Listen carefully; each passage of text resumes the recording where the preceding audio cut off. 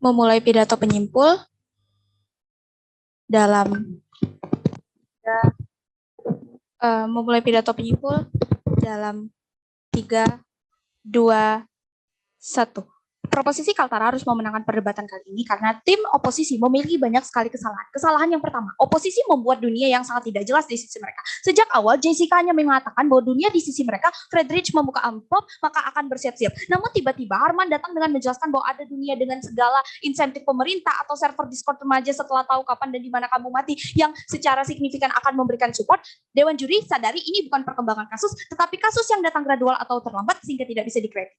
Kemudian yang kedua, argumentasi yang dibangun oposisi telah runtuh sejak awal. Asumsi dasar mereka sejak awal, benefit yang akan dicapai adalah ketika dunia satu, Friedrich rasional, sehingga tujuan hidupnya lebih jelas, maka Friedrich akan bahagia. Dua, Friedrich mendapat support dari keluarga dan sahabat. Mereka tidak pernah bermain di skenario di mana Friedrich tidak mendapat support dan justru mengabaikan peringatan kami tentang orang tua Friedrich yang kemudian menjadi FOMO dan menjadi posesif, membatasi ruang gerak Friedrich sehingga tujuan kebahagiaannya, tujuan hidupnya tidak akan tercapai. Sayangnya mereka tidak pernah memitigasi resiko yang dengan sangat baik hati kami ingatkan bahwa satu, jika Friedrich menjadi sangat ketakutan, kemudian ia bersiap-siap, maka ia bisa saja terkena toxic positivity karena merasa bahwa ia akan berusaha mencari kebahagiaan dan hidupnya harus dipenuhi dengan sesuatu yang positif. Dua, resiko perkembangan emosional Friedrich akan terancam tidak pernah sama sekali dijawab di sisi mereka, sehingga sisi kami tetap bertahan sampai akhir. Tiga, mereka tidak pernah membuktikan beban pembuktian mereka sendiri, yaitu mengapa ketika Friedrich ketakutan, maka itu tidak akan apa-apa di sisi mereka. Ataupun yang keempat, mereka ingin Friedrich mati dalam keadaan puas, namun tidak ada jaminan di sisi mereka Friedrich akan puas sebelum mati. Tidak ada jaminan bahwa segala tujuan hidupnya akan tercapai. Dan mereka tidak pernah memitigasi resiko penyesalan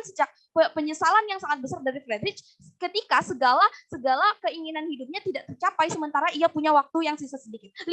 Elena membawa sanggahan yang dismisif. Pembicara 1 dan 2 kami tidak pernah kontradiksi. Namun kami lebih mampu menganalisis dua skenario, yaitu satu ketika Friedrich sangat disupport keluarga, atau dua ketika ia tidak begitu dekat dengan keluarga. 6. DKI berkontradiksi sejak awal, di mana Jessica ingin Friedrich mati dengan melakukan hal yang disukainya, seperti bermain game dan lain sebagainya. Namun Harman dan Elena ingin Friedrich hidup dengan produktif dan tidak perlu memikirkan hal-hal lain yang tidak berguna, sehingga mereka tidak bisa bertahan. Kemudian kami meyakini bahwa tim yang mampu memenangkan perdebatan kali ini adalah tim yang mampu menganalisis dengan baik satu titik perdebatan, yaitu satu sisi mana yang lebih bisa menjamin kebahagiaan bagi Friedrich.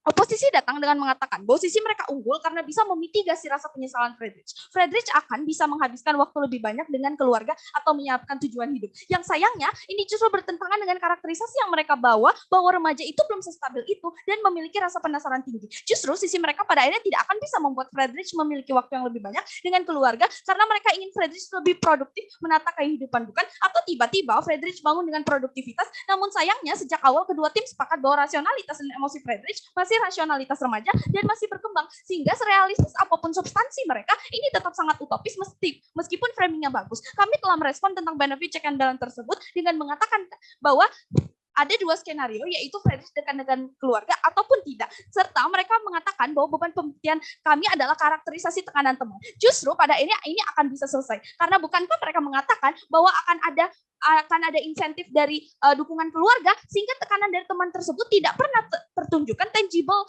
harm-nya sehingga sisi mereka sama sekali tidak efektif. Sementara proposisi datang dengan menjelaskan bahwa dengan tidak mengetahui kapan dan di mana kamu mati, maka satu, Friedrich tidak akan setertekan itu karena ia sejak awal paham bahwa manusia pasti mati yang sejak awal kami karakterisasi, bukan? Dua, kami telah menjelaskan mengapa pada akhirnya Friedrich tidak akan tertekan karena tidak perlu takut ketika gagal, karena Friedrich hanya perlu mengulang komparasi sisi oposisi yang sudah kami jelaskan. Tekanan akan lebih besar ketika Friedrich gagal, lalu ia akan sedih, apalagi ia tahu bahwa waktunya tidak banyak untuk mengulang, sehingga ini menjadi komparatif sisi kami. Pun mereka mengatakan bahwa kami harus membuktikan bahwa pada akhirnya Friedrich tidak akan menyesal setelah mati. Apa korelasinya? Apa yang akan terjadi ketika Anda akan menyesal setelah mati? Apakah ini menjadi topik perdebatan kita? Tidak ada konteks penyesalan setelah mati yang kita perdebatkan, sehingga jelas Kaltara memenangkan perdebatan kali ini.